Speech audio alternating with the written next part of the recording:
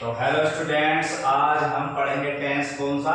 Future continuous tense. कौन सा tense है? Future continuous tense. फ्यूचर का अर्थ है गे, भविष्य में काम होने वाला हो। कंटीन्यूअस का मतलब जारी, यानी कि भविष्य में काम जारी तो रहेगा लेकिन पूर्ण नहीं होगा। ठीक है, पूर्ण नहीं होगा, जारी रहेगा। देखो हिंदी वाक्यों के अंत में क्या होना चाहिए? रहा होगा, रही होगी, रहे होंगे या ता रहेगा, यानी कि वह पढ़ता रहेगा, वह खाता रहेगा। खाता रहेगा पूर्ण नहीं हुआ काम। ठीक है, पूर्ण नहीं होने का इम्परफेक्ट काम है, यानी कि ये जो है सिर्फ प्रोग्रेसिव मोड है, इसमें ये काम चलता रहेगा, भविष्य में जारी रहेगा लेकिन पूर्ण नहीं होगा। आप इसकी स्ट्रक्चर समझिए बिल्कुल ध्यान से। ठीक है, बड़े हिसाब से बनाई मैंने थोड़ी थी। अगर अफर्मेटिव सेंटेंस है, साधारण वाक्य, तो क्या है? ये क्या है? He, see it, Ramu, you, they, और I, और we. we। He see it Ramu you they के साथ कौन सी हेल्पिंग वर्ब लग रही है हमारी?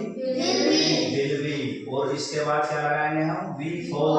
और वी फोर का मतलब है वर्ब की फर्स्ट में आईएनजी, और जितने भी कंटीन्यूअस टेंस हैं उनमें क्या है? आईएनजी रहेगा। क्यों? क्योंकि आईएनजी मींस है रहा।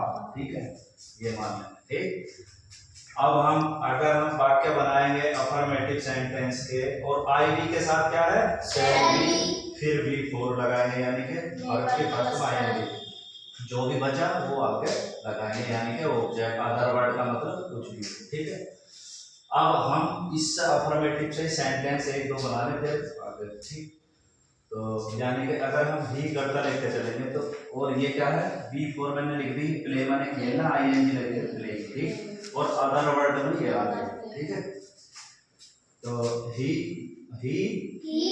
Will be playing in the playground. She will be playing in the playground. अब अपने आप बोलना, Ramu will be in the playing in the playground. You. You will be playing in the playground. तो इस तरह से अफर्मेटिव के स्ट्रक्चर हमारे समझ में आ गए। ठीक है, अब आई भी से बोल लेंगे, यानी कि इसके साथ सेल भी लगेगा। बाकी सब I shall be playing in the playground. We shall be playing in the playground. इसका अर्थ हो गया हम प्लेग्राउंड यानी कि खेल के मैदान में खेल रहे होंगे। हम खेल के मैदान में खेल रहे होंगे, और इनका क्या था कि वह खेल के मैदान में खेल रहा होगा। ठीक है, तो हमारे अफर्मेटिव ये हो गए क्लियर। अब निगेटिव में देखो, निगेटिव में क्या लगाते हैं? केवल नहीं हिंदी में आएगा तो उसके अंदर ऐसी नोट भी हमें रखनी है, तो पूरी स्ट्रक्चर हमारी ऐसी रहेगी, लेकिन नोट कहाँ लगाना उस पर ध्यान रखना। ठीक है, अब देखो इसमें, यानी कि ये सब करता है, इसका अर्थ है ये सब करता इधर आएंगे, और जिसके साथ विल भी आएगा उसके साथ अब क्या आएगा? नो। जहां विल भी आया था अफर्मेटिव में, हुआ नहीं में क्या आएगा? नो। ठीक, बस ये ध्यान रखना, नोट रखना कहाँ, इसी की वजह से हमने स्ट्रक्चर ये हुआ होता है। ठीक, तो ये करता लेंगे हम। He will not be playing in the playground. She will not be teaching in the classroom. You will not be playing the field. Negative clear हो गया? अब इधर आ जाओ, अभी सेल वाला बोल लेंगे। ठीक है, I shall not be playing in the playground. We shall not be abusing him tomorrow.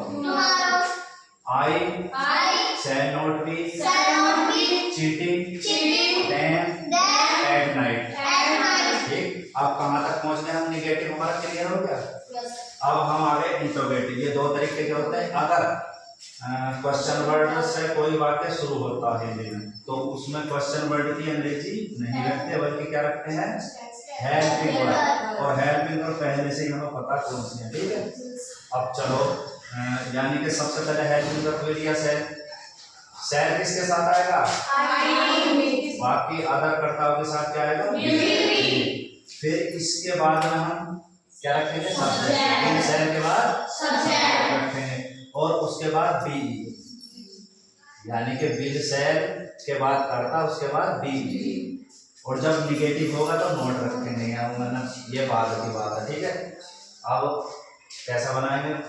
एक कर्ता ले लो यहाँ से, यानी कि अगर कर्ता ही है, अगर कर्ता शेष कर्ता होता है तो विल लगेगा। Will he will he be playing in the playground. फिर सी ले लो, will C be teaching in the classroom. सही आ रहा है समझ में? इसके बाद हम ये ले लेंगे आई, यानी कि shall I be ploughing the field. इसमें क्वेश्चन मार्क भी लगा देना, ठीक है। और बी लेंगे shall we be abusing him tomorrow. हो गया। अब इसमें अगर नहीं आ जाए, क्योंकि इन वाक्यों में क्या वाला में नहीं भी आ जाए क्या से, तो केवल कहाँ लगाएंगे नोट? इस जगह, सब्जेक्ट और बी के बीच में। चलो ऐसा बोल लेंगे, will he not be cheating them at night. Shall we not be cheating them at night. इस तरह से हम निगेटिव वाले भी बना देंगे, ठीक है। इस अब नीचे चलो, जब क्वेश्चन वर्ड हिंदी में वाक्य के बीच में तो सबसे पहले हम केवल क्वेश्चन वर्ड रखते हैं, बाकी स्ट्रक्चर यही ऊपर वाली देखो है, ठीक है। चलो तो इनमें से कर्ता लेंगे, कोई सा भी इसमें क्वेश्चन वर्ड ले लो। भाई ले लो, भाई ये ले लिया मैंने। भाई will he be ploughing the field.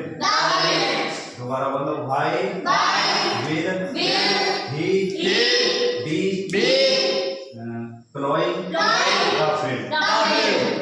अगर नोट आएगा तो नोट में केवल यहाँ नोट का ध्यान रखना, ठीक है। यानी कि भाई will Ramu not be cheating them at night. भाई shall we not be abusing him tomorrow. इस तरह से आपको पूरी स्ट्रक्चर से एक एक दो वाक्य हो गए, ठीक है। अब घर जाकर बनाने में प्रैक्टिस करेंगे, तो ठीक है। Thanks for watching.